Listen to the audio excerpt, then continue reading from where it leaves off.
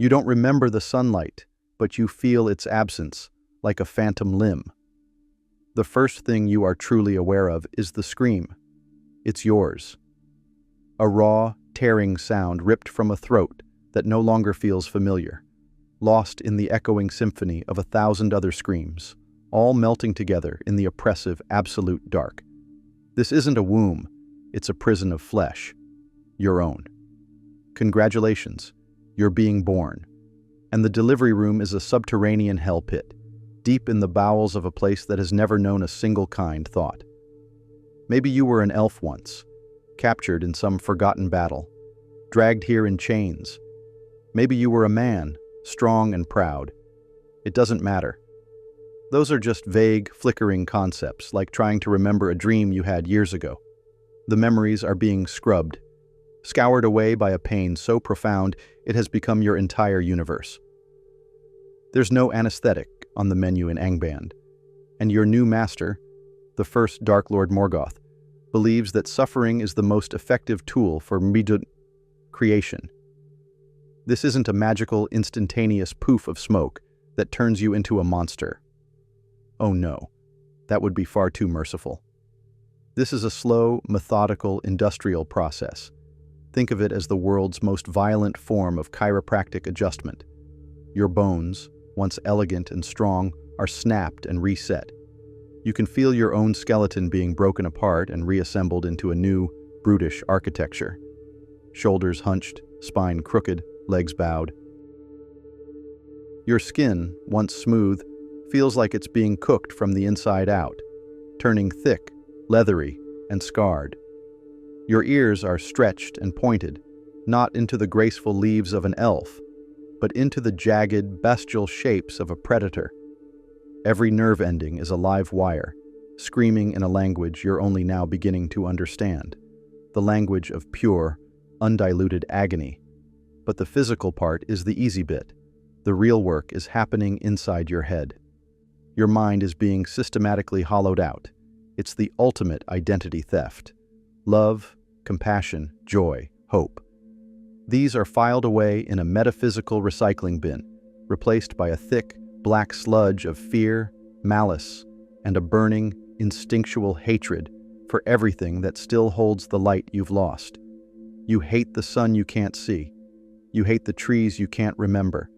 And most of all, you hate the ones who still have what was stolen from you. Your creator isn't just building a soldier, he's forging a living weapon fueled by its own misery. You are a walking, screaming monument to a crime. Finally, the process is over. You are shoved, slick with filth and your own fluids, out of a rocky crevice and onto a cold stone floor. You stumble, your new, awkwardly shaped body clumsy and alien. The air, if you can call it that, is a thick, choking soup of smoke, sweat, and despair. Your eyes, now accustomed to the gloom, see for the first time. You are in a vast cavern, lit by the cruel orange glare of distant forges. And you are not alone. All around you are hundreds, thousands of others, twisted faces, snarling mouths, and eyes that hold the same empty, hateful glare as your own. One of them, bigger and uglier than you, shoves you hard. You fall. A lesson is being taught. You are at the bottom of a ladder made of knives. You have no name. You have no past. You are a product, fresh off the assembly line. Welcome to the rest of your short, brutal life. But if you think this agonizing birth was the worst part, you are adorably naive. Wait until you get a tour of your new home. The first thing that hits you is the smell. Oh, you thought the birthing crevice was bad. That was just the appetizer. This is the main course, a 7-layer dip of pure, weaponized stench served at room temperature, which, by the way, is a constant clammy cold.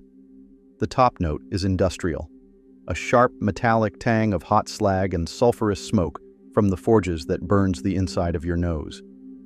Beneath that, you get the rich, organic notes. There's the sour, pungent aroma of thousands of unwashed bodies, packed together in a space with zero ventilation. Then comes the sweet, cloying reek of rot. Piles of discarded, half-eaten refuse, and the unmistakable scent of decay. And bubbling under it all is the thick, heavy smell of raw sewage and stagnant water. Your new home doesn't have plumbing. It has a floor. This isn't just a bad smell. It's an atmosphere, a physical presence you have to wade through with every step. Now, let's talk interior design. Forget cozy. Forget rustic. Think post-apocalyptic mineshaft chic. You live in a colossal, jagged cavern, or perhaps a network of them, carved out of the rock by generations of slave labor. There are no windows. The concept of natural light is a forbidden fairy tale here. Your options for illumination are twofold. Either absolute, disorienting blackness, where you can't see your own hand in front of your face, or the angry, pulsing glare of fiery pits and forge fires. This light is a tyrant. It casts long, monstrous shadows that dance and writhe on the cavern walls, making it impossible to tell if that shape in the corner is a rock or something waiting to stab you. And privacy? That's a hilarious joke. You are never alone. You are pressed shoulder to shoulder with the same hateful, violent creatures you saw at your birth. Personal space is measured in the few inches you can defend with a snarl. Let's not forget the soundscape. There is no silence in Mordor, ever. The 24/7 soundtrack of your life is a grating industrial cacophony. It's the rhythmic, deafening clang, clang, clang of 1,000 hammers on 1,000 anvils.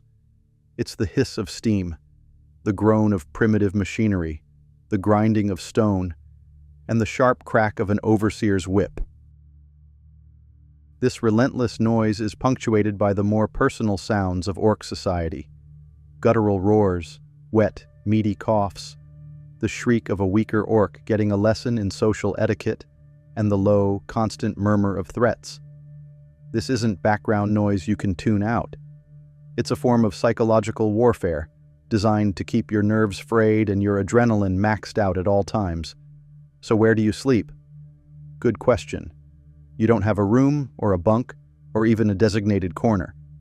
You have the ground. Your bed is a patch of cold, damp stone, possibly covered in a thin layer of grime, and something sticky you really don't want to investigate.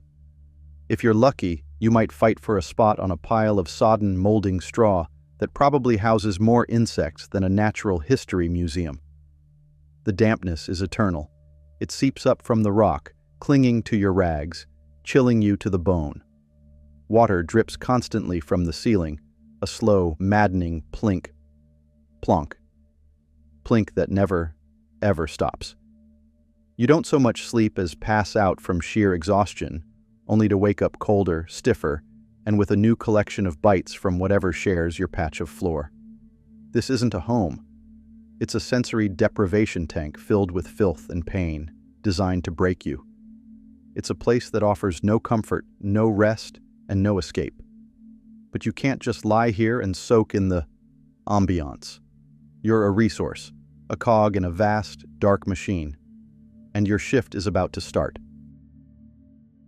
If you think living here is hell, just wait until you see the workplace. Rise and shine. Or, well, just rise. There's no sun to shine. Your wake-up call is the sharp, stinging kiss of a lash across your back or a hobnailed boot to the ribs. The overseer, a hulking uruk with scars that tell stories of casual brutality, doesn't believe in snooze buttons. You are on the clock, and the clock is always ticking.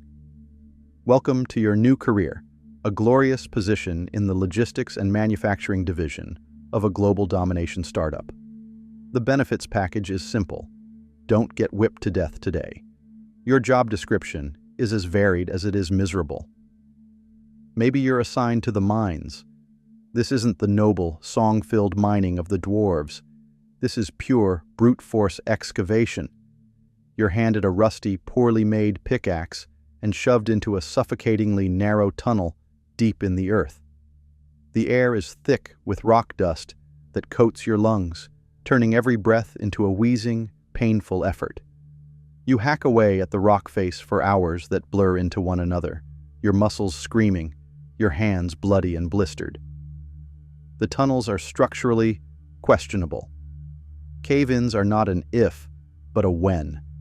and they're considered a routine workplace hazard, like a paper jam. Your only light is the faint, flickering glow of a torch that spits greasy, black smoke into your face. You're not looking for mithril. You're digging for crude iron ore, the building blocks of the very empire that enslaves you. Or perhaps you've won the lottery and get to work in the forges. The good news, it's not cold and damp. The bad news, the alternative is being slow roasted. The heat is a physical blow, a wall of air so hot it feels like it's melting the skin off your bones. You stand bare-chested before a roaring furnace, its glare so intense it feels like staring into the eye of Sauron itself. Your job is to pump the massive bellows, haul buckets of glowing slag, or hammer raw, red-hot iron into the crude, jagged shapes of orcish weaponry. Sparks fly, landing on your skin, and searing tiny, sizzling craters into your flesh. The noise is skull-rattling. The risk of a splash of molten metal permanently disfiguring you is just part of the daily grind. You're not a craftsman. You're a piece of biological machinery, endlessly churning out the swords and spearheads that will be used by other disposable slaves like you. Maybe you're on construction duty, the Mordor Public Works Department. You're hauling massive, rough-hewn blocks of stone up rickety scaffolding to build the fortresses and watchtowers of your master's ever-expanding domain. There are no safety harnesses. There are no building codes. There is only the whip at your back and the sheer drop below. You see others slip. You hear the brief scream, the wet, final crunch. You don't stop. You can't. You just step over the new stain on the ground and keep hauling, your own muscles trembling with fatigue, praying your footing holds for one more trip.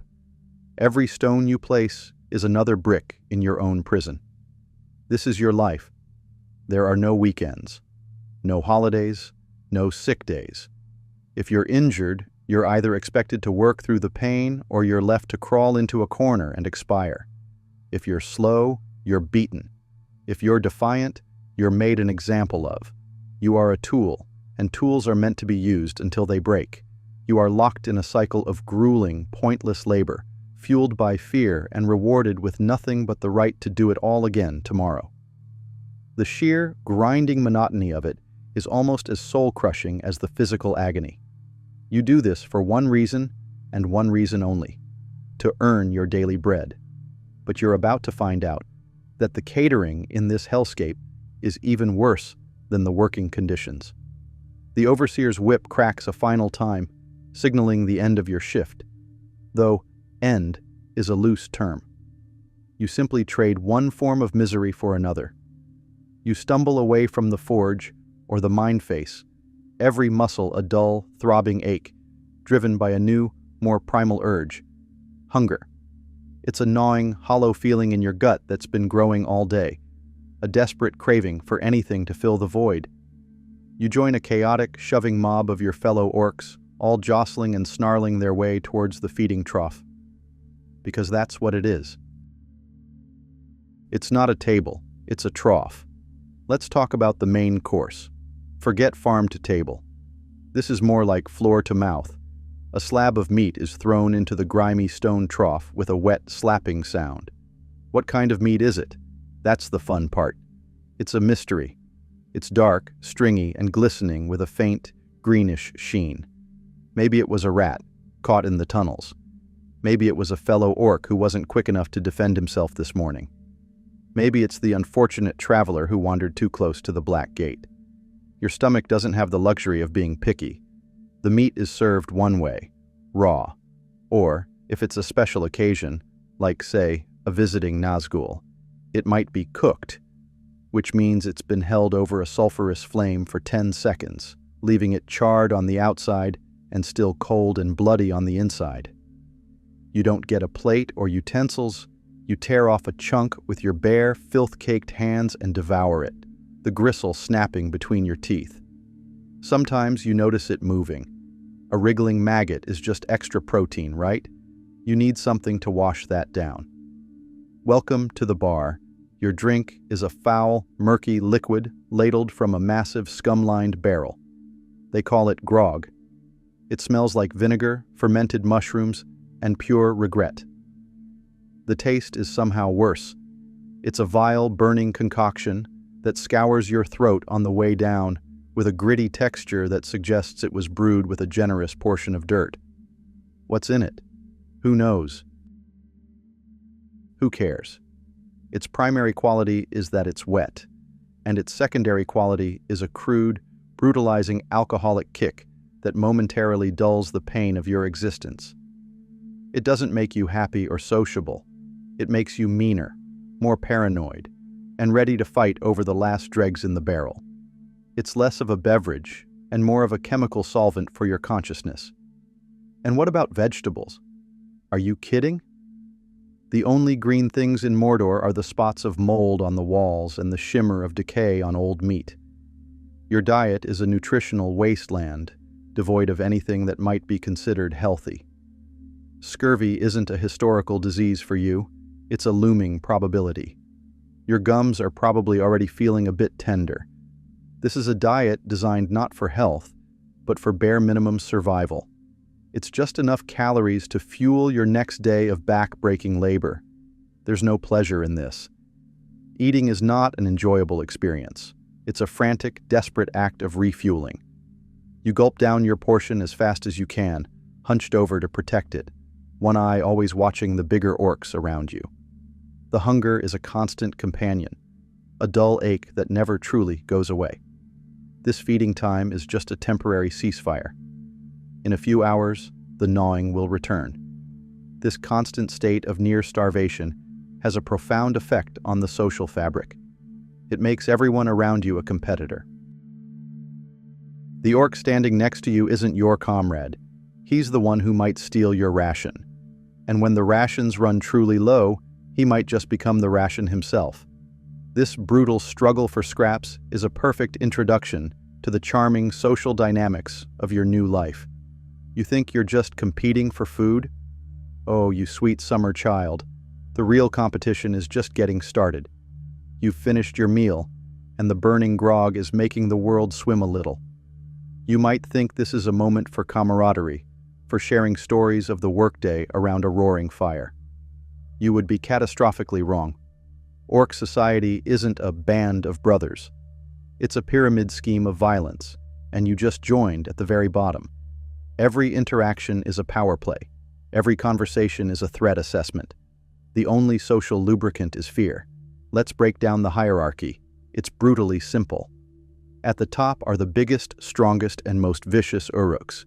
They're the ones with the marginally better equipment, the first and largest shares of food, and the privilege of handing out beatings for their own amusement. They didn't get there through clever politics or leadership skills. They got there by crushing the skulls of their rivals. Beneath them are the mid-level bullies, the ones strong enough to dominate the newcomers but smart enough to grovel before the big bosses. And then there's you, the new guy, the runt, the punching bag. You are the lowest rung on a ladder where every step is greased with blood. How do you navigate this? Very carefully. Eye contact is a challenge. Stare too long at a superior, and it's a sign of defiance. You'll get your teeth kicked in. Don't make eye contact, and it's a sign of weakness. You'll get shoved, and your meager possessions will be stolen. Your posture, your tone, the way you walk, everything is scrutinized. You learn quickly to hunch your shoulders, to make yourself smaller, to radiate an aura of non-threatening misery. It's your only defense. There is no concept of friendship, only temporary self-serving alliances. The orc who stands with you to fend off a bully will be the first to stab you in the back if it means an extra piece of meat or a slightly less dull blade. Trust is a fatal disease. And then there's the language. You thought you'd be speaking the black speech of Mordor, the cool, evil-sounding tongue from the movies. And you will, but it's not for reciting epic poetry. It's a language of grunts, curses, and commands. The vocabulary is stripped down to the essentials. Kill, mine, yours, now. and 100 creative ways to describe filth and pain. It's a language of pure function, devoid of subtlety or beauty, perfectly reflecting the culture that uses it. You'll learn it fast, because misunderstanding an order from a bigger orc is a fantastic way to lose an ear. What happens if you decide you've had enough of being at the bottom? What if you want to climb that ladder? Well, there's only one way up: violence. You can challenge the orc directly above you. There are no rules, no referee. It's a messy, chaotic brawl in the filth. Fists, teeth, claws, a conveniently sharp rock. Anything goes. If you win, you take his spot. You get his slightly better sleeping spot, his slightly bigger food ration. You also get the target on your back that he used to have. Someone below you is now watching you, waiting for a moment of weakness. If you lose, you might just get a savage beating and be left to bleed in a corner. Or, if you've annoyed someone important, you might end your story right there, your body becoming another lump in the cavern's detritus, or worse, tonight's special on the menu. This is your social life, a constant grinding state of paranoia. You are surrounded by enemies who wear the same face as you. The only unity you will ever experience is when a Nazgul shrieks or a captain points you all in the same direction and screams, "Charge!" It's a unity born not of loyalty, but of shared, abject terror. And speaking of charging, your probationary period is about over. You've been fed, housed, and integrated into the team. Now it's time to earn your keep on the battlefield. Your promotion to frontline asset is pending. The day you've been dreading has finally arrived. A massive horn, so deep it seems to vibrate in your bones, bellows through the cavern. This isn't the signal for another shift in the mines. This is the call to war. An ecstatic, bloodthirsty roar erupts around you, but you don't feel ecstatic. You feel a cold, hard knot of terror solidifying in your gut. This is it, the final exam, and the passing grade is simply surviving the first 5 minutes. First, you get your armor. You're shoved towards a pile of rusted, mismatched metal plates and stiff, moldy leather. This isn't the gleaming uniform plate mail of the Dark Lord's promotional materials. This is a chaotic jumble of scrap. You grab a bent chest piece that's either too tight, cutting into your armpits, or so loose it hangs like a dinner bell. Maybe you find a helmet, a crude iron pot that stinks of the previous owner's sweat and fear, and probably limits your vision to a tiny, terrifying slit. The leather straps are brittle and snap easily. The whole ensemble is heavy, awkward, and offers more psychological comfort than actual protection. It's the fantasy equivalent of being handed a tinfoil hat to protect you from a missile strike. Next, your weapon. You don't get to choose. You're handed a piece of sharpened iron. It might be a crude scimitar with a jagged edge, a clumsy axe with a loose head, or a spear with a tip that's already bent. It's poorly balanced, heavy, and was probably hammered out by a wretch just like you in the forges only yesterday. You grip the handle, a rough piece of wood wrapped in greasy leather. This is the tool you're supposed to use to face down the legendary skill of elves and the stoic discipline of men. It feels less like a weapon and more like a suicide note. Then comes the pre-battle hype. There's no inspiring speech about fighting for a glorious cause. There is only the lash. Overseers patrol the ranks, their whips cracking, driving you into a frenzy of fear and aggression. You're herded into a churning, stinking mass of bodies, all pushing and shoving their way out of the gates and into the bleak, ashen plains of Mordor. The sky is a ceiling of roiling, unnatural black clouds. The air tastes of grit and doom. For the first time, you see the enemy. They are a distant line of shining steel and bright banners. They look organized. They look clean. They look like they've actually eaten a vegetable in the last decade. And they are looking right at you. The charge begins. It's not a proud, thundering advance. It's a chaotic, terrified stampede. You are not a warrior. You are an ingredient in a tidal wave of flesh. The ground trembles. The noise is a deafening roar of your own kind's war cries, mixed with the terrifyingly clear sound of enemy horns. You run because the orc behind you is shoving you forward, and because the fear of the whip at your back is, for a moment, greater than the fear of the spears in front of you. You raise your crude weapon, not with skill or courage, but with the desperate instinct of a cornered animal. Then you hit the line. And the romantic illusion of battle shatters into a million pieces. It's not a series of heroic one-on-one duels. It's a meat grinder. The air fills with the wet sound of blades hitting flesh, the snap of bone and screams that are cut short with a gurgle. An elf, moving with a grace that seems utterly unfair, sidesteps your clumsy swing and puts a gleaming blade through your neighbor's throat. A man in heavy armor, a grim-faced giant, smashes the orc to your left with a shield, his face a mask of cold duty. You are flailing, swinging wildly, completely outmatched. The enemy isn't fighting with hate. They're fighting with an efficient, practiced lethality. They are professionals. You are cannon fodder. Your only purpose is to absorb their arrows and blunt their blades, to die in droves so that the real threats, the trolls, the siege beasts, the Nazgul, can do their work. Your story is not destined for a heroic end. It will likely conclude with a sharp, blinding pain as a spear point finds a gap in your pathetic armor or a sword stroke so fast you barely see it coming. There will be no final words. No one will remember your name because you never had one. You are just another body on a field of thousands, your dark blood soaking into the cursed earth. Your grand contribution to the War of the Ring was to make a Gondorian soldier's boot a little bit dirty. But let's say you get lucky. Let's say you survive. What then? You get to live in constant, paralyzing fear of the ones who sent you here in the first place. You're about to meet the management.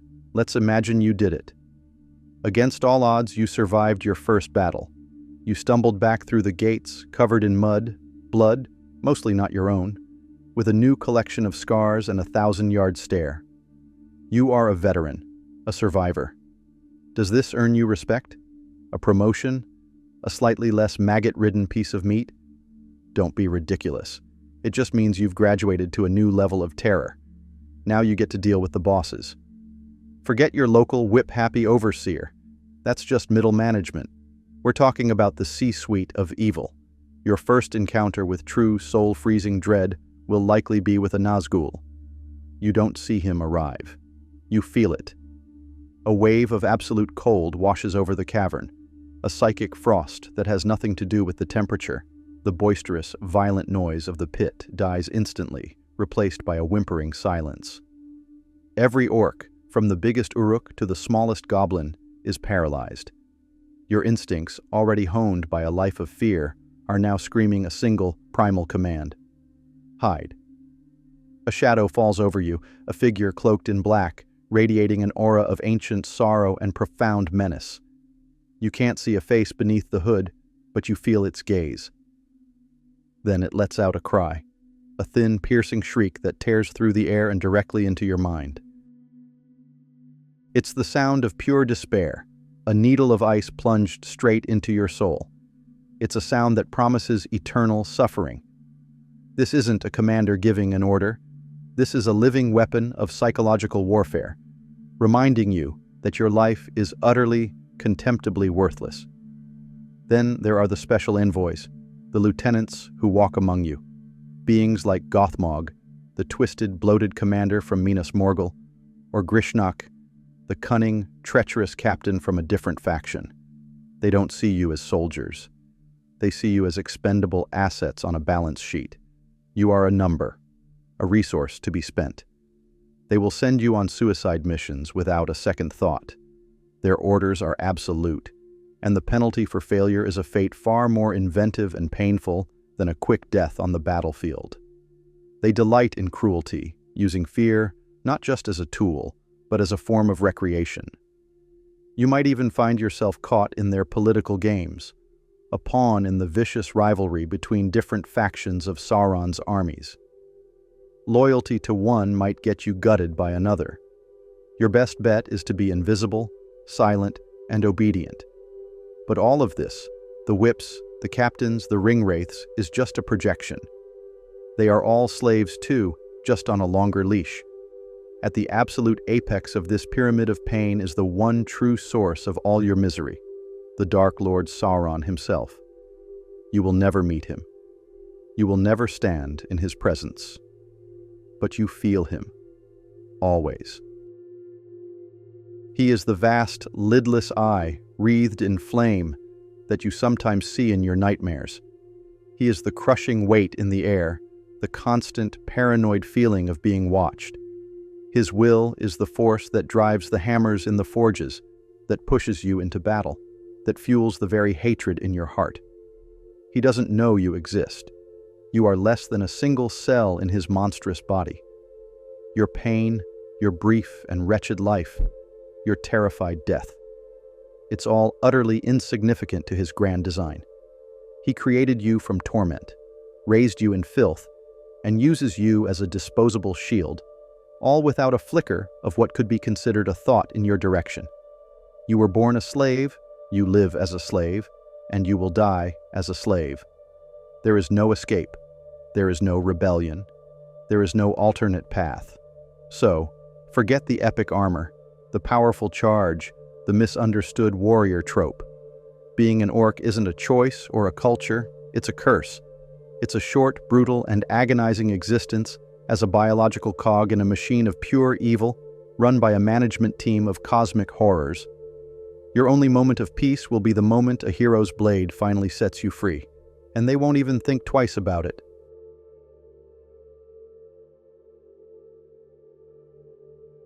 In the dark and forgotten corners of the galaxy, there are things older and stranger than empires.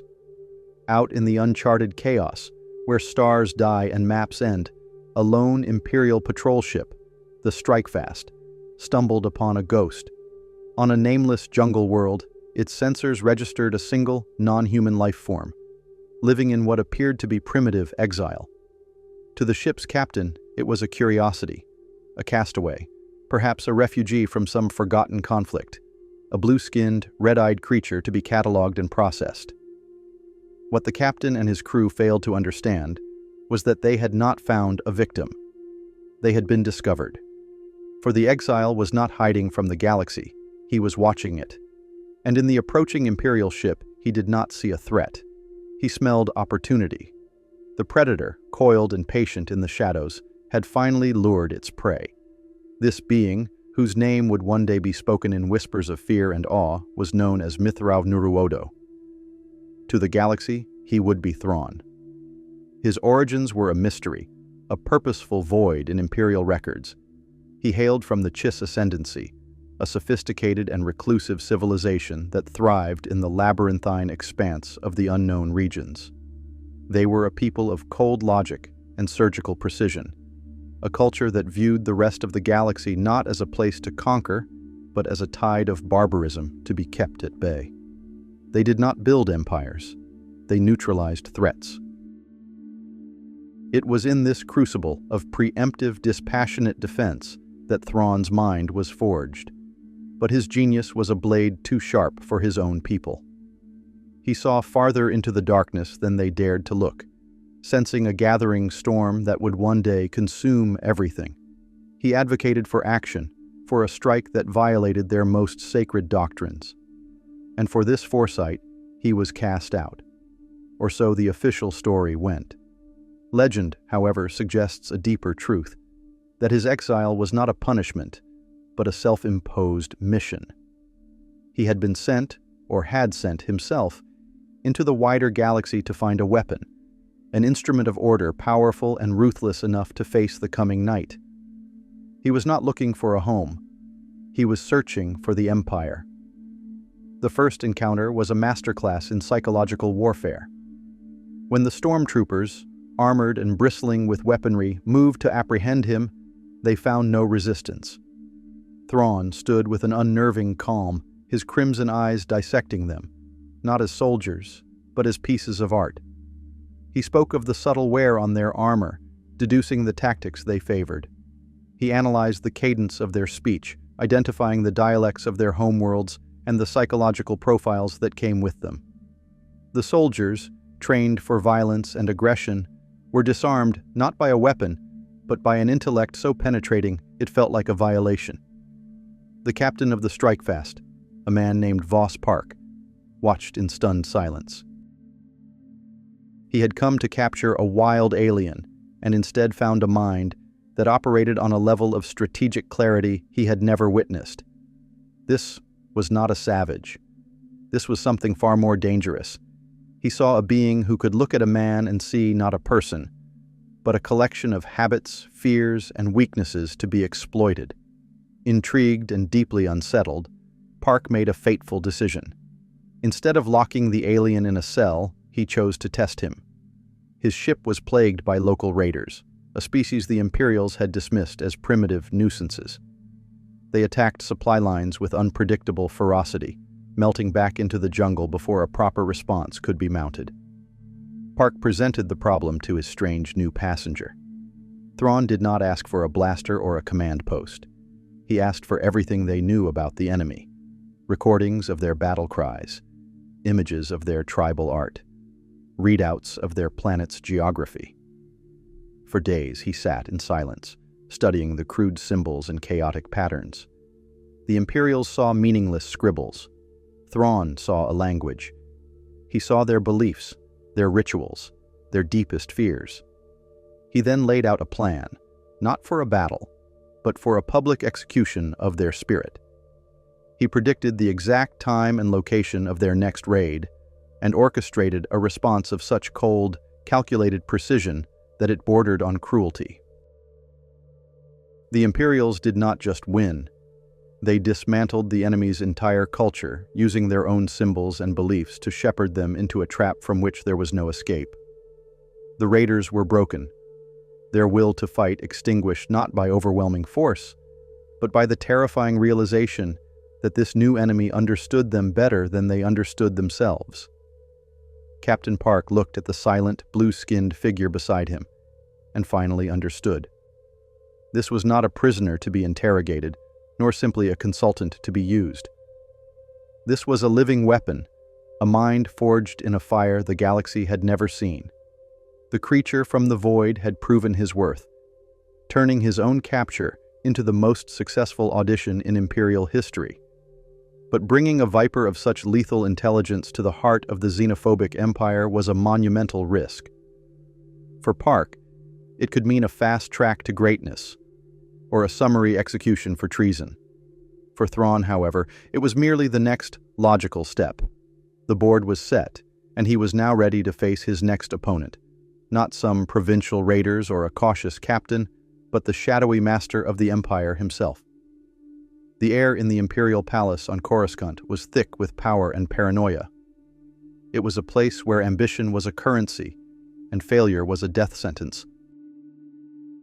Into this gilded labyrinth, Captain Park brought his impossible discovery: a blue-skinned alien of unnerving intellect, a creature from the void now standing in the heart of a xenophobic regime. To the assembled courtiers and military elite, Thrawn was an affront, a stain on the pristine human-centric vision of the New Order. They saw him with contempt, their minds clouded by prejudice, unable to perceive the lethal predator that had just been led into their midst. They muttered in the shadows, predicting his swift and quiet removal.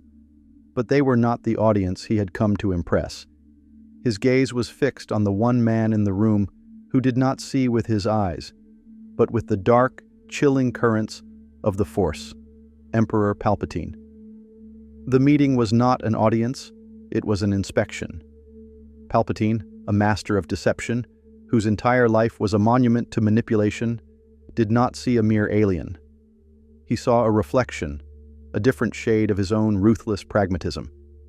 He looked past the blue skin and the glowing red eyes and recognized a mind of singular, beautiful lethality. He listened as Thrawn, speaking with a cold, academic calm, dissected the Empire's greatest strengths and, more importantly, its most dangerous weaknesses.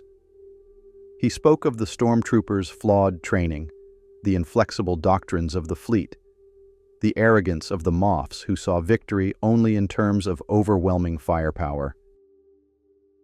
He spoke of the Empire not as a loyal servant, but as a flawed weapon that he, and only he, knew how to properly wield. The courtiers were aghast at the audacity. They expected the Emperor to unleash his fury, to strike the insolent creature down for his heresy. Instead, Palpatine listened, a faint, predatory smile gracing his lips. He was hearing a symphony of destruction, and in Thrawn, he had found its composer.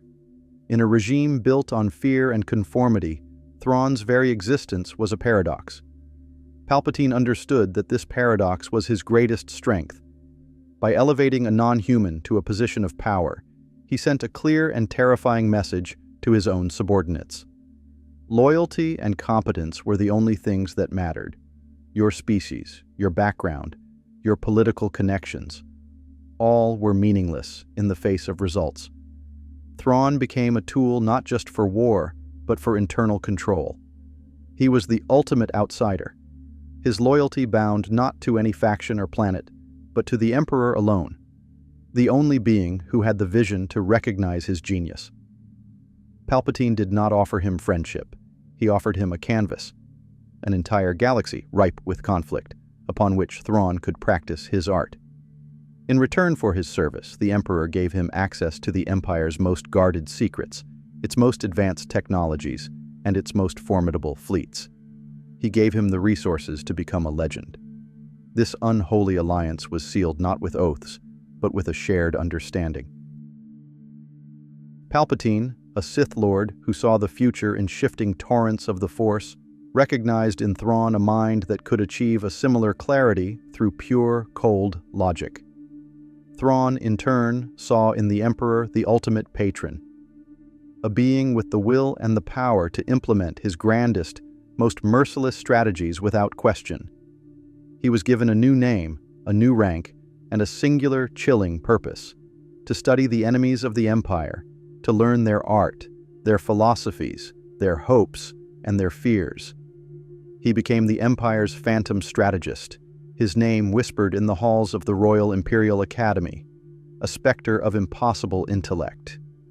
His first assignments were not grand battles, but surgical purges, quiet removals of inefficient officers, and the dismantling of hidden threats that others had failed to even see. He was the Emperor's personal scalpel, cutting away the fat from the Imperial war machine. The rest of the Imperial hierarchy watched in a state of horrified fascination. They saw an alien rise through their ranks with unprecedented speed, his path cleared by the silent, unassailable authority of the Emperor himself. They saw their own rigid doctrines and cherished traditions dismantled by Thrawn's irrefutable logic. He did not play their political games, he simply made them irrelevant. The prodigy had found his patron, the artist had found his gallery. But the gallery was filled with rivals, men who had clawed their way to power and would not surrender it to an outsider. They saw Thrawn not as a colleague, but as an existential threat, and their whispers of contempt were beginning to sharpen into the glint of daggers in the dark. Thrawn knew this. He welcomed it. For a mind like his, the political battlefield of Coruscant was just another culture to be studied and dismantled. Thrawn's ascension was a stone cast into the stagnant waters of the Imperial High Command. The ripples of resentment spread quickly. To men like Grand Moff Tarkin or the ambitious director Krennic, power was a matter of scale. Bigger fleets, bigger weapons, bigger fear. They built planet killers and monuments to terror. Thrawn, in contrast, sought victory not in brute force, but in elegant, intellectual finality. His battlefield was the mind of his enemy, and his weapon was their soul. This methodology was seen as esoteric, even perverse, by his rivals. They mocked his obsession with art, dismissing it as the bizarre hobby of an eccentric alien. They failed to understand that for Thrawn, a piece of art was not an object of beauty. It was a confession. It was a complete psychological dossier of its creator, laid bare for his analysis, and he was about to give them a terrifying demonstration. His first major test came against a shadowy insurgent leader, a man known only as Night Swan, who had been bleeding the Empire dry in a remote sector. Imperial forces had been stumped for years, fighting a ghost who anticipated their every move. Where they saw chaos, Thrawn saw a pattern. He ignored the battlefield reports and instead requisitioned every piece of art, every fragment of music, every philosophical text created by the species from which Night Swan hailed. For days, he immersed himself in their culture, his red eyes scanning ancient sculptures and modern paintings. His rivals saw a madman indulging his whims, but Thrawn was not admiring art. He was hunting. In the bold, aggressive brushstrokes of their painters, he saw a predisposition for audacious, frontal assaults. In the melancholic cadence of their music, he found a cultural tendency towards martyrdom. He saw a people who valued heroic sacrifice above strategic victory. With this knowledge, Thrawn didn't just predict Night Swan's next move, he authored it. He presented the rebels with a target they could not resist, a seemingly vulnerable Imperial convoy carrying what was rumored to be precious artifacts stolen from their homeworld. It was a lure crafted from their own cultural pride. Night Swan, true to the artistic soul of his people, took the bait. He planned a spectacular, heroic ambush, a masterpiece of rebellion. But it was a masterpiece that Thrawn had already framed. The Imperial convoy was a trap, its ships positioned not for defense, but to create a perfect kill box, a geometric pattern of destruction inspired by the very art Thrawn had studied. The battle was over before it began. It was a slaughter, not of soldiers, but of an idea. Thrawn had used Night Swan's own culture, his own identity, as the weapon of his demise. He had not defeated an army. He had proven a philosophical point. The gallery of his mind was now adorned with a new masterpiece, the ruin of a rebellion. This victory did not win him friends. It bred fear, and fear curdles into hatred. His chief rival was the powerful and politically connected Admiral Cassius Constantine, a man who represented everything Thrawn was not. Constantine was a product of the system, a nobleman who believed in pedigree and traditional naval doctrine. He saw Thrawn's methods as a threat to the established order, an alien's trickery that undermined the pure human strength of the Empire. He sought to discredit Thrawn, to prove that his artistic approach was a fluke.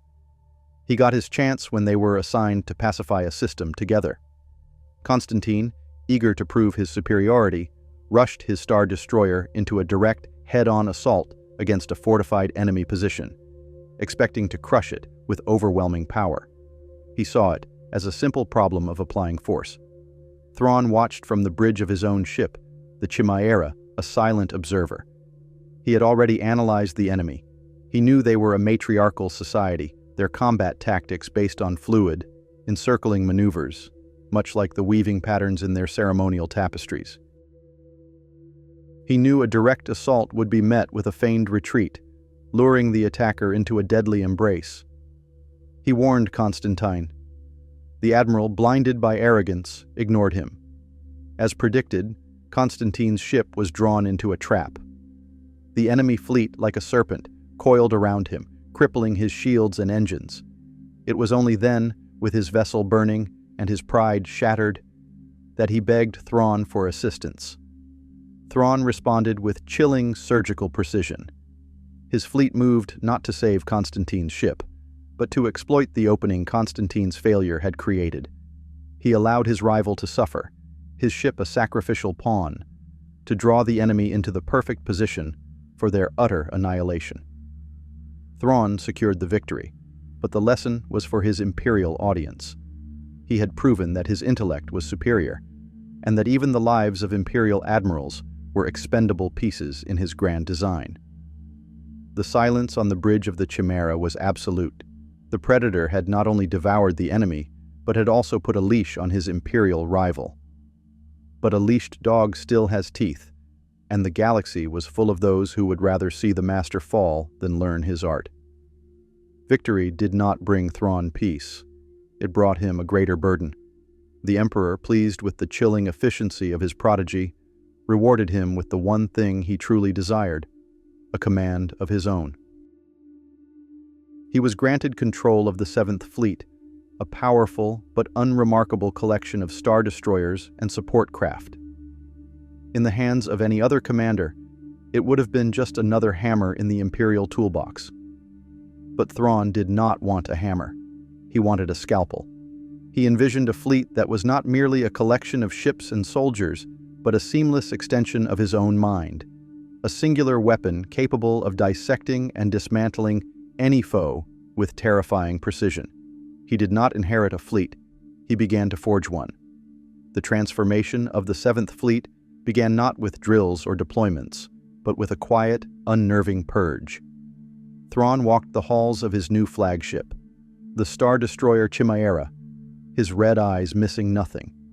He reviewed the files of every officer, every pilot, every technician. He was not looking for decorated heroes or political appointees. He was looking for a specific kind of mind, disciplined, creative, and, above all, loyal, not to the Empire's ideology, but to the cold, irrefutable logic of victory.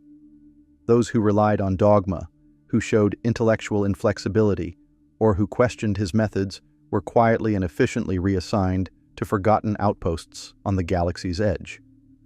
They were not punished. They were simply removed from the equation.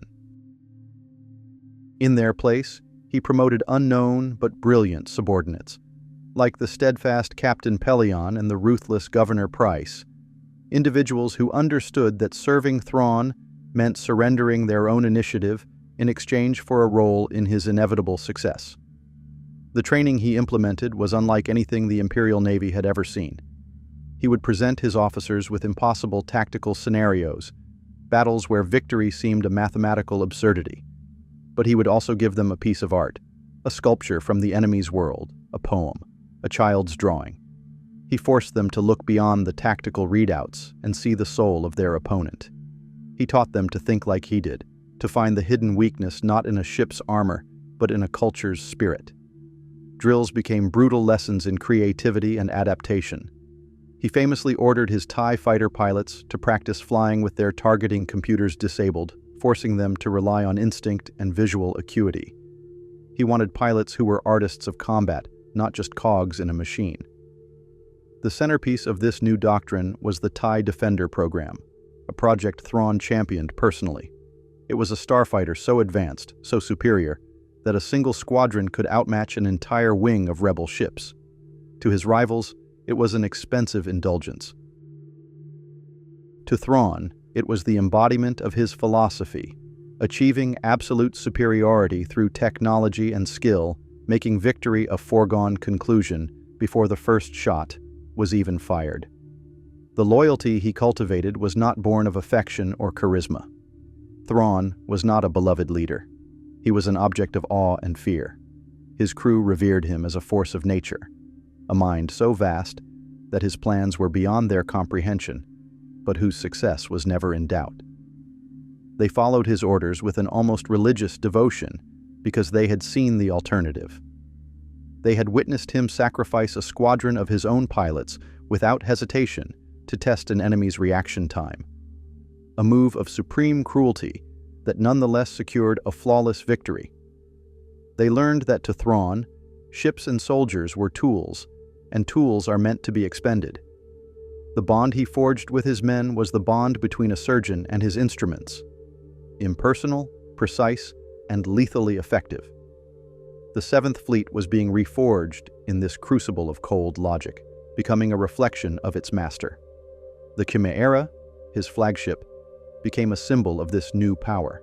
Its hull was adorned with a unique emblem, a stylized representation of the creature for which it was named. But to those who served aboard it, the Chimera was Thrawn himself, a hybrid of strategist, artist, and predator. The ship's halls were silent, orderly, and efficient. There was no room for error, no tolerance for dissent.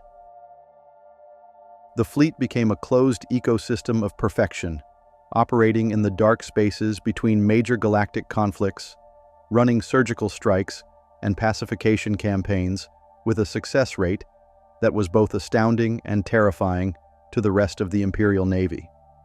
Thrawn was no longer just a commander. He was the master of an instrument of inevitability, And now, this perfectly honed weapon was about to be pointed at the heart of the growing rebellion, a group of idealists who believed in hope.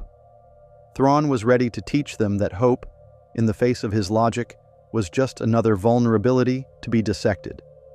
The Rebel Alliance was a fire spreading across the galaxy, fueled by hope and righteous fury.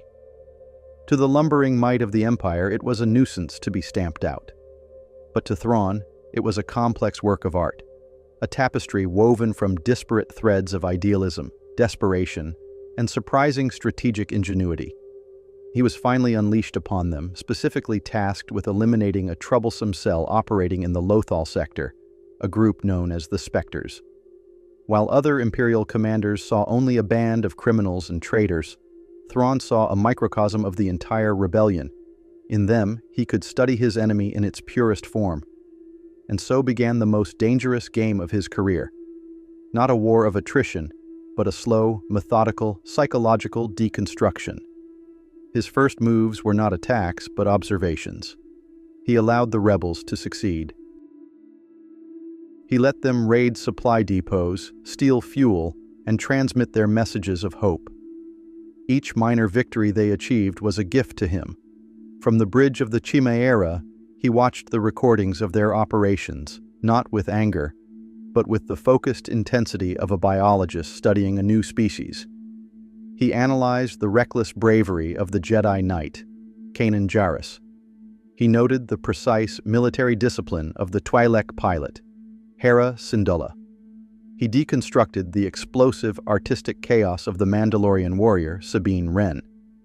He did not just learn their tactics, he learned their relationships, their loyalties, their personal breaking points. He was not mapping a battle plan. He was mapping their souls. He famously declared, "To defeat an enemy, you must know them, not simply their battle tactics, but their history, their philosophy, their art." For Thrawn, the Spectres were an open book, and he was reading every tragic, hopeful page. The hunt was a masterclass in patient, escalating pressure. He would set traps, not to capture them, but to see how they would escape. He would present them with impossible choices, forcing them to sacrifice one asset to save another, sowing discord and doubt within their ranks. His presence was a ghost haunting their every mission. They would feel his intellect closing in around them like a cage, his unseen hand guiding events, turning their strengths into weaknesses. When they relied on their bond of loyalty, he would orchestrate a scenario where that very loyalty would lead them into a trap. When they leaned on their hope, he would present them with a glimpse of victory, only to snatch it away at the last moment, turning that hope to ash in their mouths. The battle for Lothal was not fought in space, but in the minds of the rebels. Thrawn was a virus in their system, slowly corrupting everything they believed in. The climax of this psychological warfare came when he discovered the location of their secret base on the planet Atalan. Another commander would have simply ordered an orbital bombardment, reducing the planet to a scorched, lifeless rock. That was the clumsy art of Tarkin. It was not the art of Thrawn. Annihilation was easy. True victory was forcing your enemy to admit their own defeat. He blockaded the planet, trapping the entire rebel fleet. He then waited. He did not attack. He simply held them, a predator savoring the fear of its cornered prey.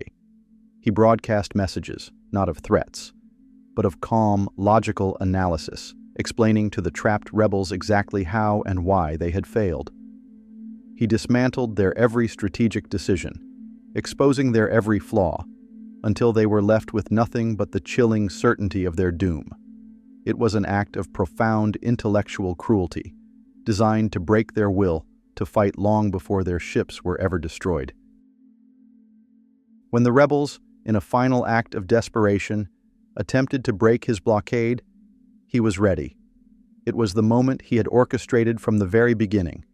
He had studied them, understood them, and now he would erase them. The battle was not a contest, it was an execution. The Seventh Fleet moved with the grace of a predator, its movements precise, fluid, and utterly devastating. Thrawn commanded from his bridge not like a soldier, but like a conductor, leading an orchestra of destruction. He anticipated every feint, countered every maneuver, and exploited every weakness he had so patiently catalogued. The rebel fleet was shattered. Their hope was broken. He had won. He had proven, with terrifying finality, that passion and idealism were no match for cold, dispassionate, and superior intellect. But as he stood on the precipice of total victory, a single, unforeseen variable remained on the board. A move born not of strategy, but of a power he could not analyze, a force he could not comprehend. And this final move would change the game forever. The board was his. The city of Lothal was under siege, the rebel leadership was broken, and the Seventh Fleet held the planet in an iron grip. From the bridge of the Chimera, floating in the cold silence of orbit, Grand Admiral Thrawn observed his victory. It was the culmination of his life's work, a perfect strategy, flawlessly executed. He had anticipated every variable, accounted for every contingency, and dissected every possible rebel response. The final surrender of the Lothal resistance was not a matter of if, but when. He had set a checkmate so absolute, so intellectually elegant, that no conventional move could escape it. He stood on the verge of delivering the rebellion its most crippling blow, a defeat from which it might never recover. But Thrawn's genius, for all its breadth and power, had one blind spot. He saw the universe as a complex logical system to be understood and mastered. He could not account for a miracle. The final move did not come from a war room or a strategic briefing. It came from the heart of his enemy, the young rebel Ezra Bridger. The boy, part Jedi, part idealist, represented everything Thrawn disdained. An emotional, unpredictable element in a universe that should have obeyed logical rules. Unable to defeat Thrawn through strategy, Bridger reached for a power beyond it. He did not call upon a fleet or an army. He called upon the planet's oldest and most mysterious inhabitants, the Purrgil. Colossal, whale-like creatures that lived in the vacuum of space and possessed a natural ability to travel through hyperspace. They were a myth, a force of nature, an anomaly in Thrawn's perfectly ordered galaxy. They were a piece he had never seen on the board. The arrival of the Purrgil was not a battle. It was a cosmic event. They descended upon the Seventh Fleet not with malice, but with an ancient, unstoppable purpose. The Star Destroyers, paragons of imperial might, were rendered helpless. Their turbo lasers were useless against the creatures' massive ethereal bodies. The Purrgil swarmed the fleet, their tentacles wrapping around the hull of the Chimera, pulling it, dragging it away from its moment of triumph. On the bridge, for the first and only time, Thrawn's composure was fractured. He looked out at the impossible spectacle, a storm of living chaos dismantling his perfect order. It was not a defeat in the traditional sense. He had not been outmaneuvered or outthought. He had been removed, erased from the equation by a variable he could not quantify or predict. As the Purrgil's otherworldly energy enveloped his ship, preparing to drag it into the unknown darkness of hyperspace, he faced Ezra Bridger one last time through a viewport. There was no anger in his eyes, only a flicker of cold, analytical curiosity. He was a master artist witnessing a new, incomprehensible form of art. Thrawn and the Chimera vanished. They were pulled into the vast, uncharted void, their destination unknown. For the Empire, it was a catastrophic loss. Their most brilliant mind, their most effective weapon against the rebellion, was gone. For the rebels, it was a victory born of faith and sacrifice, a legend that would fuel their cause for years to come. But Thrawn's story did not end with a death or a surrender. It ended with a question mark. He did not fall as a villain. He ascended into myth. His disappearance was not a defeat, but a strategic withdrawal from the board, orchestrated by a power beyond his control.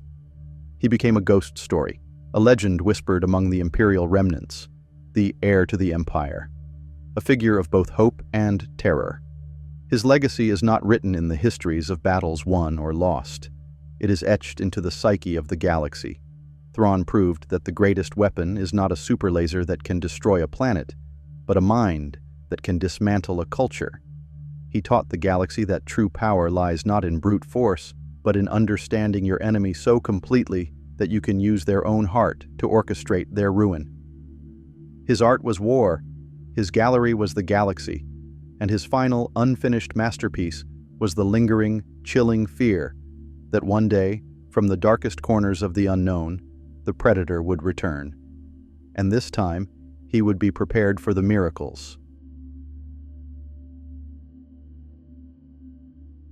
To the eyes of an outsider, the world of Arrakis is a mirror reflecting only the sun's fire. It is a canvas of endless ochre, a planet-sized testament to desolation, seemingly offering nothing but hardship and a swift end. But this is the perception of those who see the world as something to be conquered, a resource to be stripped. For its children, the Fremen, this perception is a profound illusion. They do not see a wasteland. They see a divine instrument of purification. Arrakis is not their prison. It is their crucible, a forge that burns away every falsehood, every weakness, every non-essential, until only the unvarnished truth of a soul remains.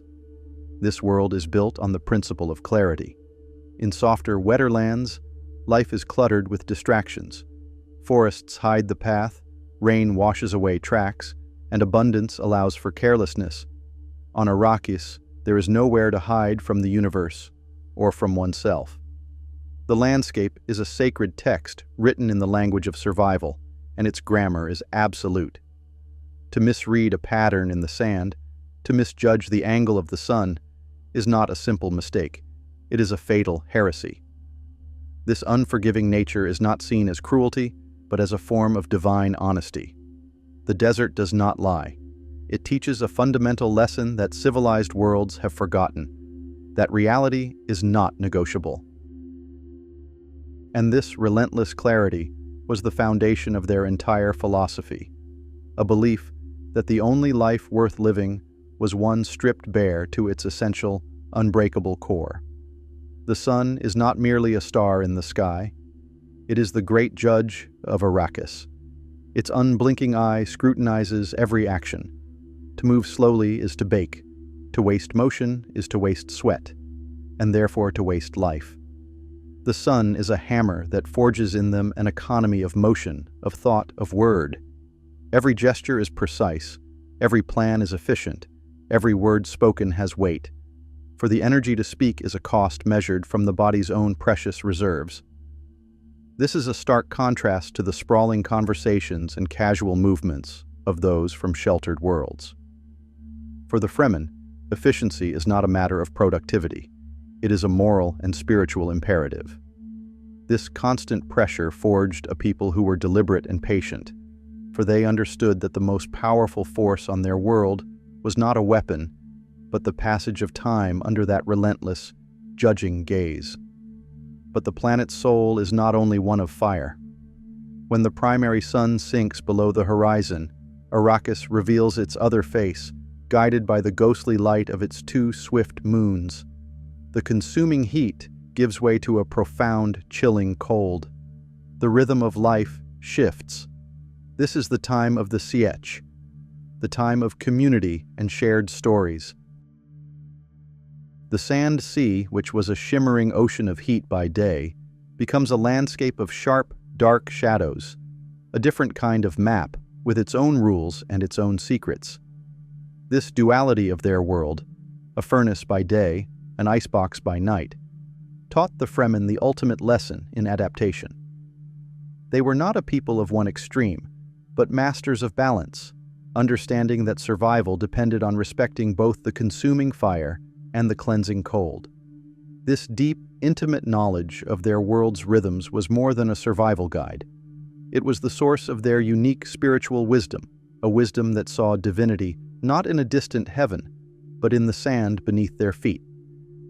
To live on Arrakis was to be in a constant, silent dialogue with the planet itself. It was to understand that the world was not an adversary to be defeated, but a teacher of the highest order. It taught that true strength was not found in defiance, but in acceptance and perfect harmony with one's environment. The Fremen did not build cities of stone to keep the desert out. They carved their homes deep within it, becoming part of its living body. They did not curse the sun. They learned its dance. They did not fear the vast emptiness. They found freedom in its boundless horizons. This world, which would break any other people, had instead forged the Fremen into something more. It made them a people as patient, as enduring, and as formidable as the desert itself.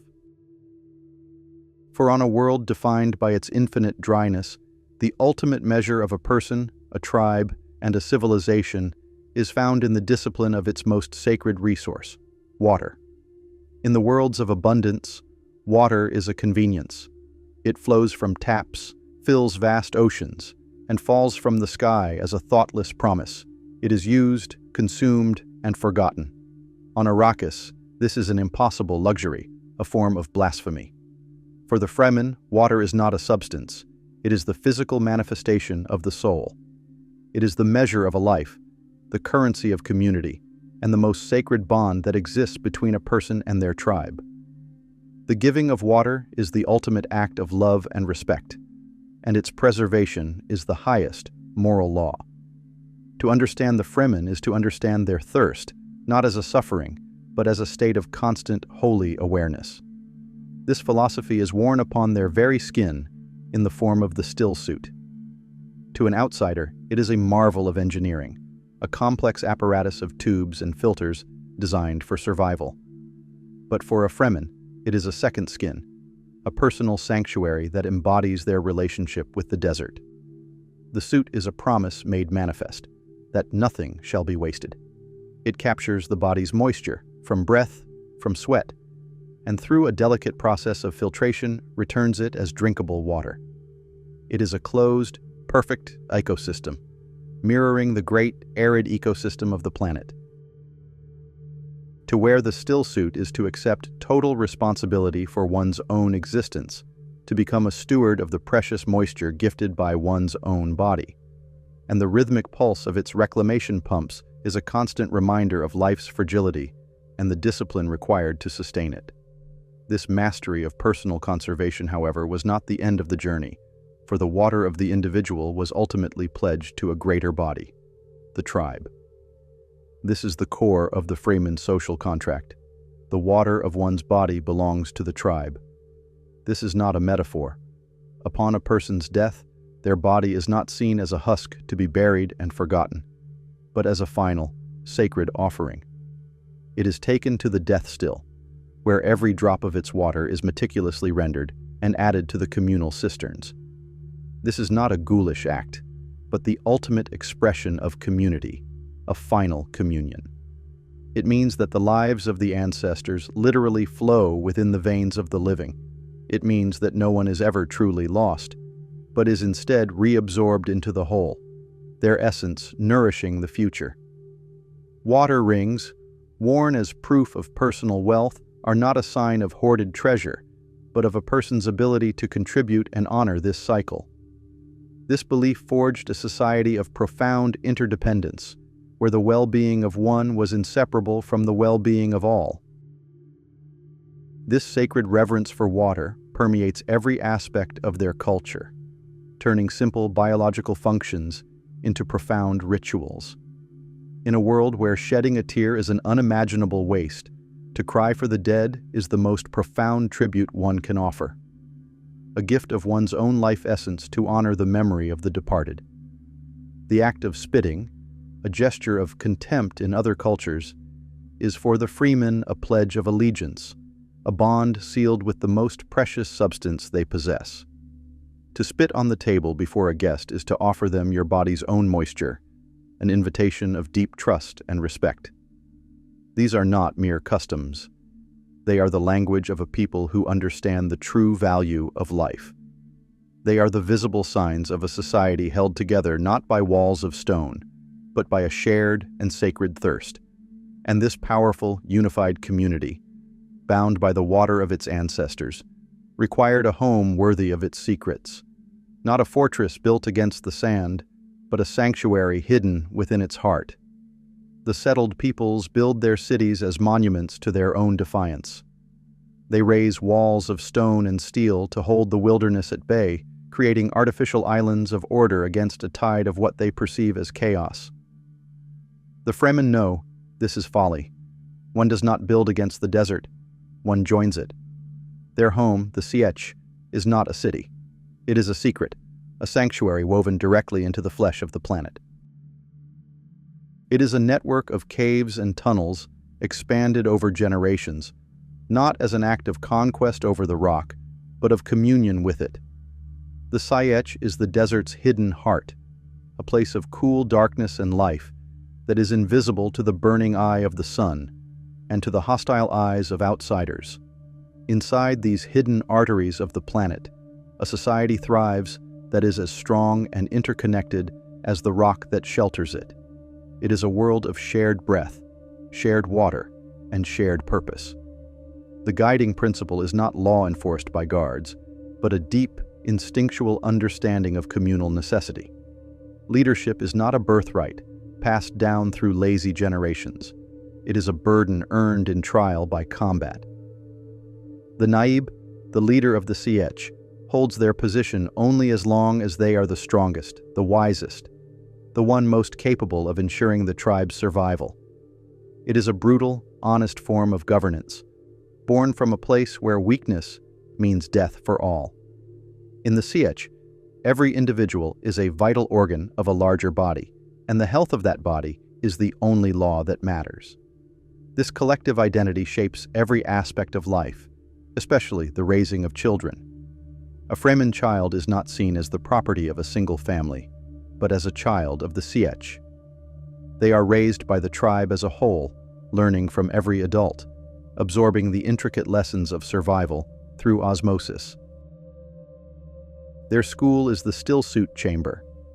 Their library is the oral history of the elders, and their playground is the training ground where they learn the sacred ways of the knife before they can properly write their name, a skill of far less importance.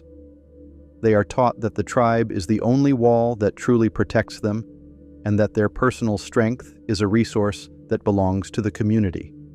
This forges not just a warrior, but a citizen with an unbreakable sense of belonging and duty. The Sietch, then, is more than a shelter. It is a living womb that gestates a new kind of human, one perfectly attuned to the harsh realities of Arrakis. It is a place where the clamor of the outside world is silenced, replaced by the quiet hum of reclamation systems and the murmur of shared stories. It is a fortress whose strength lies not in its walls, but in its invisibility and the absolute unity of its inhabitants. It is the solid, stable core from which the Fremen draw their strength, a foundation of community in a world of shifting sands. This intricate, hidden society, humming with life beneath the silent sands, was a testament to their mastery of survival. But the Sietch was their refuge, not their temple. Their prayers were not offered to the safety of the rock that sheltered them, but to the terrifying, magnificent power that roamed the great emptiness outside. The physical god of the deep desert, the maker of the spice, the great Shai-Hulud. For most civilizations, God is an abstract concept, a spirit dwelling in a distant, unseen heaven. Their faith is a matter of belief in the invisible. The Fremen require no such leap. Their God is not in the sky, it is in the sand. It is vast, ancient, and terrifyingly real. It is Shai-Hulud, the great sandworm of Arrakis. To outsiders, the worm is a monster, a mindless beast of destruction that swallows everything in its path. To the Fremen, this is a profound misunderstanding. The worm is not a beast to be hunted. It is a divine presence to be revered. It is the physical manifestation of the desert's power, the ultimate arbiter of life and death, and the true ruler of the planet. Their relationship with Shai-Hulud is not one of fear, but of deep, symbiotic reverence. The Fremen do not challenge the worm. They learn its rhythms and respect its domain. They move across the sand in a broken, shuffling gait that mimics the natural sounds of the desert, a way of walking that is both a practical survival technique and a prayer of passage, a request to the great God to grant them safe travel. The thumper, a device used to call the worm, is not a tool of aggression, but an instrument of invitation. To summon the worm is to consciously call upon God, to stand before its immense power with humility and purpose. The ultimate test of faith and courage is not to slay the creature, but to ride it. This act of mounting the colossal beast and guiding its immense power across the dunes is the Fremen's highest sacrament, a testament to their harmony with the most formidable force on their world. This divine creature is inextricably linked to the other great mystery of their world, the spice melange. The spice is not a mere commodity to be mined and sold, as the off-worlders believe. It is the desert's holy exhalation, a sacred substance that is a byproduct of the great worm's life cycle. For the Fremen, the spice is the key to their deepest spiritual and cognitive abilities. It saturates their diet, tinting the whites of their eyes a deep, uniform blue, the eyes of the Ibad, which is a mark of tribal belonging and spiritual adaptation. But its true power lies in its ability to unlock the mind. It grants them a form of prescience, an awareness that extends their senses beyond the present moment, allowing them to navigate not just the desert, but the treacherous currents of time itself. The spice is their sacrament, and its most potent form, the water of life, is their ultimate communion. This is the poisonous exhalation of a drowning young sandworm, a substance so toxic it would mean instant death for any non-Freeman. Only a Reverend Mother, a leader of immense spiritual strength and discipline, can transmute this poison within her own body, rendering it safe and unlocking the full collective memory of her female ancestors. This ritual is the ultimate connection to their past, a way of ensuring that the wisdom of all previous generations is never lost, but lives on in the consciousness of the tribe. It is a terrifying, dangerous path to enlightenment, but one that solidifies the bond between the people, their God, and the sacred essence of their world. This intricate dance with the sandworms and the spice gave them power over their own minds and souls.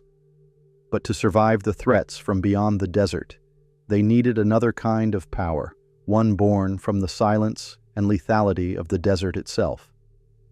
The empires of the galaxy wage war with spectacle. They march in ordered ranks, their banners bright against the sky. They clash with thunderous noise, relying on overwhelming force, heavy armor, and machines of destruction. Theirs is a power that seeks to intimidate through sheer presence. The Freeman way of conflict is the direct antithesis of this philosophy.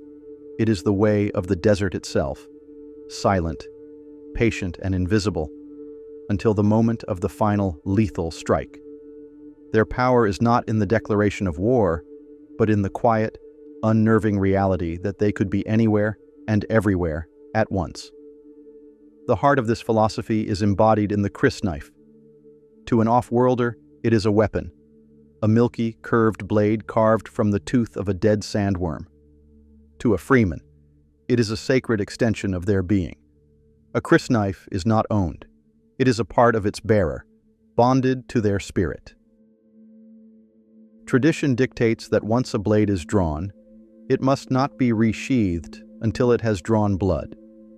This is not a rule born of bloodlust, but of a profound respect for the act of violence.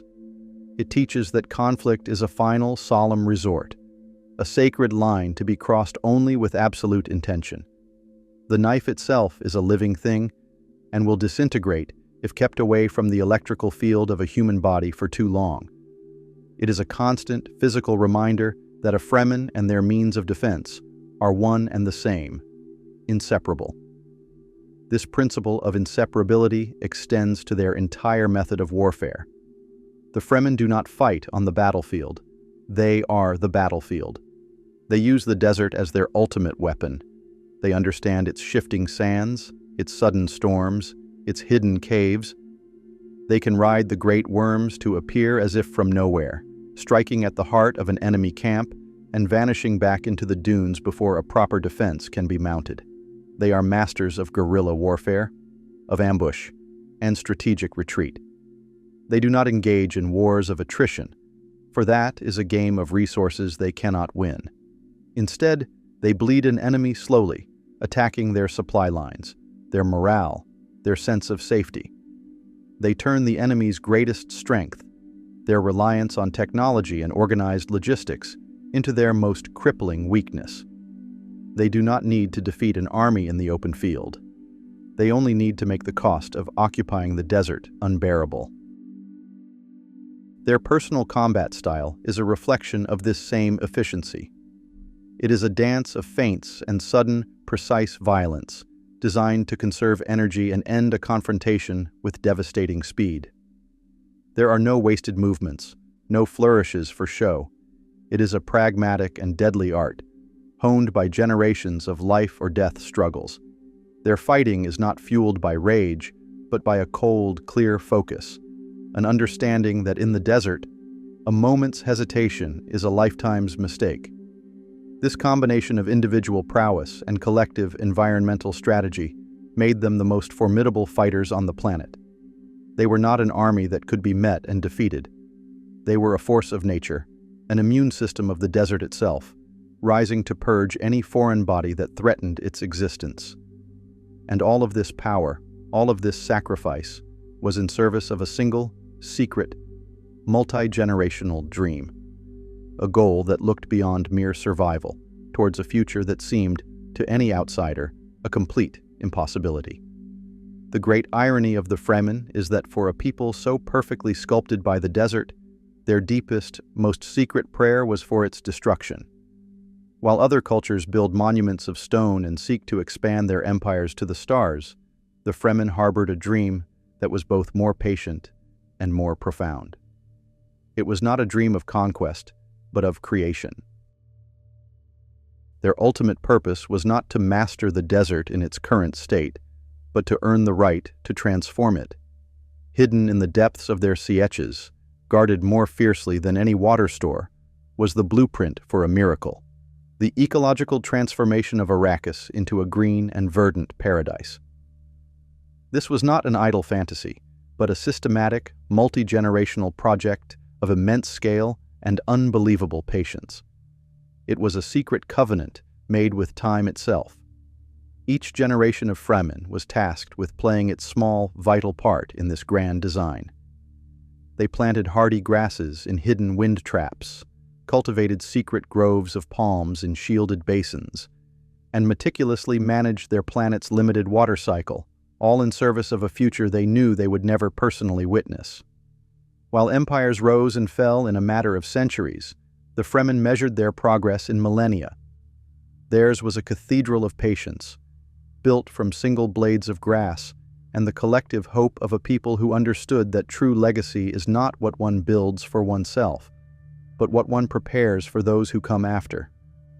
This grand ambition reveals the deepest layer of Fremen wisdom, and its most painful paradox. To bring forth their world of water and life, they would have to sacrifice the very crucible that had forged them. A green Arrakis would be a world with no place for Shai-Hulud, the great sandworm they revered as God.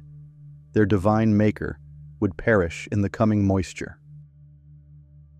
The desert, their harsh and honest teacher, would be tamed and silenced. In their quest to build a paradise for their descendants, the Fremen were willing to erase the very foundations of their own identity. It was the ultimate sacrifice, a people willing to unmake themselves so that their children could be born into a gentler world. This was their answer to the universe. In a galaxy driven by the feverish pace of acquisition and power, the Fremen chose the slow, quiet path of stewardship. They demonstrated that the most formidable power is not the ability to destroy, but the discipline to create. They were not simply survivors, hardened by a hostile world. They were visionaries, whose gaze was fixed on a horizon hundreds of generations away. The children of the sand, born of thirst and fire, were a people who fought, bled, and died for the dream of a single drop of rain. Their ultimate legacy was not to be written on the wind, but in the cool, dark soil of a paradise they would never see.